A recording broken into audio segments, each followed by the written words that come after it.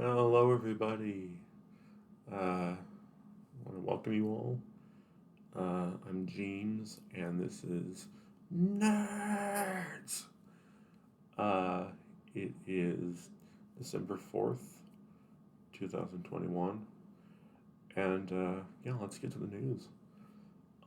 This week, kind of been a weird week. Stephen Sondheim died. The very prolific Broadway uh, composer, and I think both he and uh, Andrew Lloyd Webber were really the kind of the pillars of uh, that movement, that kind of community, and there are a lot of people that have been sending their regards in regards to his passing, and yeah, that's talked. On to other news.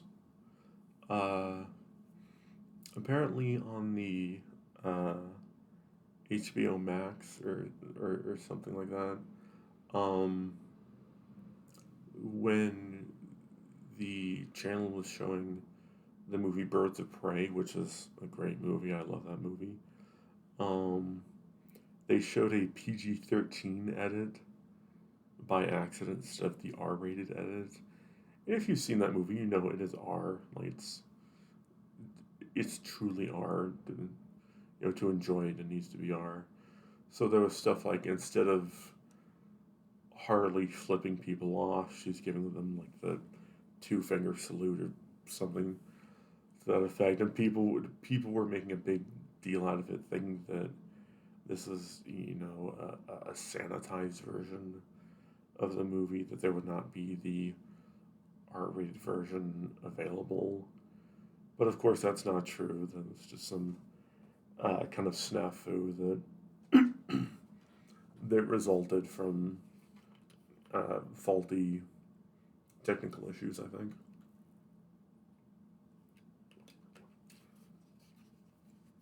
Um, Zack Snyder, head of as it has been known, the Snyderverse in the DC films, the DCEU. I just call it the DCCU, DC Cinematic Universe. It's easier. Um, has been leaving kind of cryptic uh, tweets and Instagrams about the fact that he might be continuing with the Snyderverse, which I really hope he is, because I seriously dig those movies. I really get a kick out of his versions of the characters. I think he has a great mixture between um, realism and fantasy. You have characters like Steppenwolf and Martian Manhunter and all those great characters, but it's also a weird kind of glimpse into, okay, these characters exist. What would happen if they existed? And I like that angle. I like the angle that he takes with it. He seems to have a very personal touch. So I hope that these are all true. Um, News about Bond, uh, James Bond, is that, spoiler alert for those who have not seen No Time to Die, Daniel Craig's Bond dies in it. Like, he dies. We see him die. And there has been stirrings about Gold Idris Elba taking over. Again, these are just rumors, but I think he could do it. I would like to see Idris Elba as James Bond. I think he'd bring a very interesting touch to it. And with characters like Bond, we need to shake things up a little more. Uh, I don't see why there couldn't be a person of color playing Bond. Why not? You know, um, apparently the Netflix He-Man and the Masters of the Universe uh, mini-series, I guess it was. I don't know. By Kevin Smith has wrapped up, and apparently fans were not happy with the ending. I haven't seen it. I haven't really kept up with it. That's more my fault. And Kevin Smith was actually quite crushed by this news. And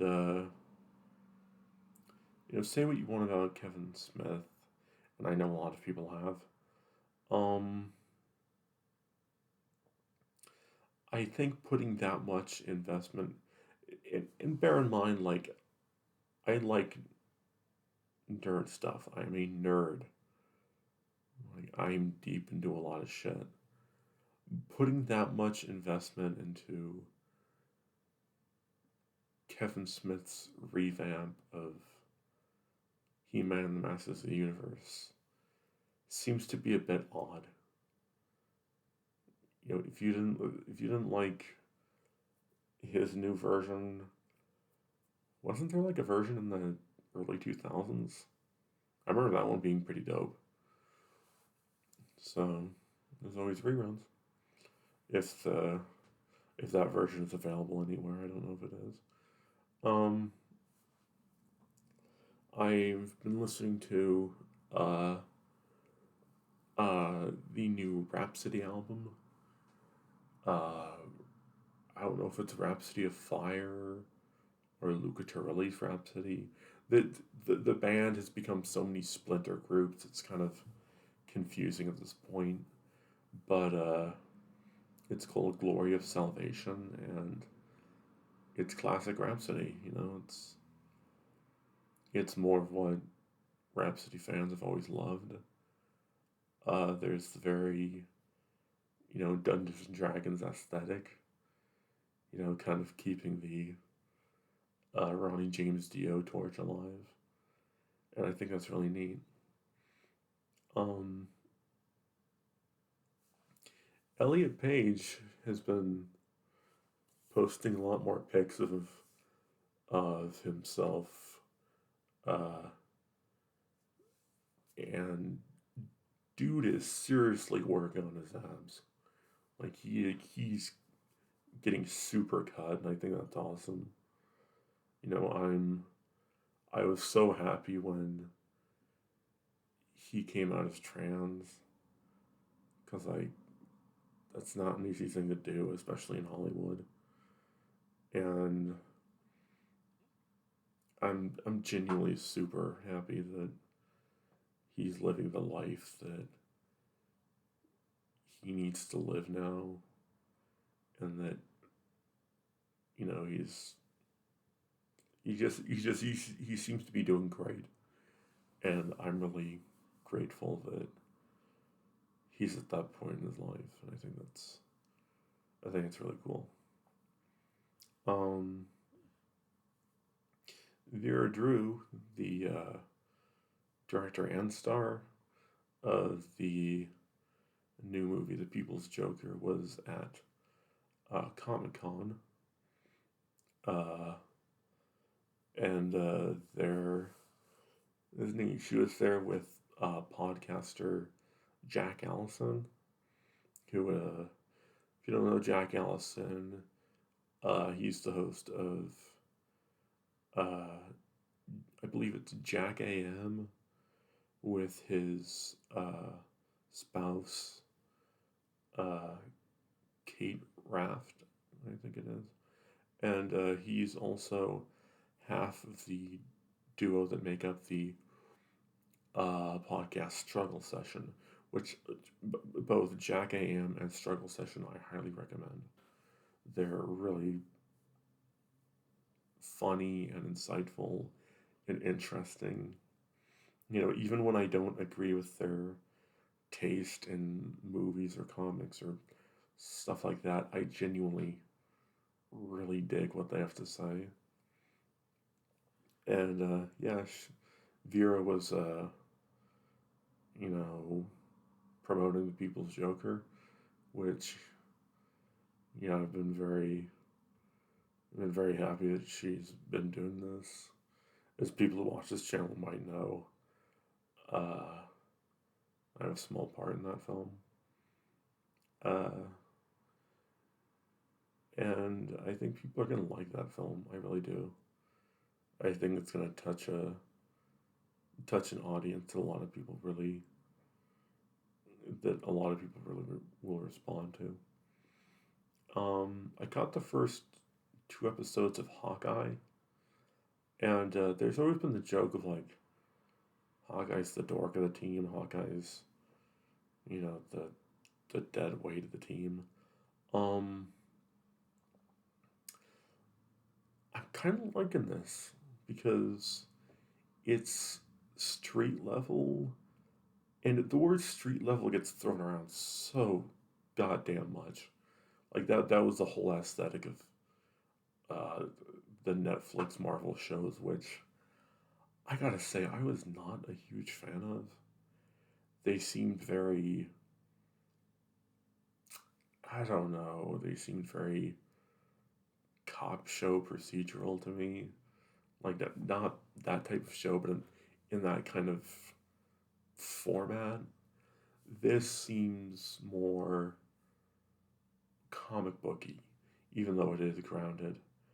Um, Renner is good as Hawkeye, and I wish I could remember who's playing Kate Bishop, but she does a damn good job. Like, she's really cool in that. One thing that made me laugh was Hawkeye and his family go to it's a musical about the Avengers, and it's it's just exactly what it sounds like. And one of the actors in the musical about the Avengers is Broadway star Adam Pascal, who, for those of you who are Broadway dudes, was Roger from Rent. So I thought that was a neat touch because it really is like if you were making a Broadway production of, like, if you were in the Marvel Universe and you were making a Broadway production of the Avengers, you'd probably get Anna Pascal, him or Alan Cumming, Dina Menzel, Kristen Chenoweth, those types of people. So I thought that was really interesting. And I'm going to end with some really cool, bizarre news.